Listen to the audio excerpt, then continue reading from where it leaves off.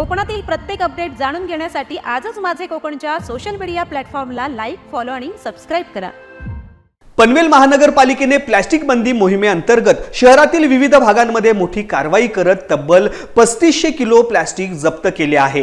यासोबतच 25,000 रुपयांचा दंडही वसूल करण्यात आलेला आहे। ही कारवाई आयुक्त तथा प्रशासक मंगेश तितळे यांच्या मार्गदर्शनाखाली आणि उपायुक्त डॉक्टर वैभव विधाते यांच्या देखरेखीखाली करण्यात आली।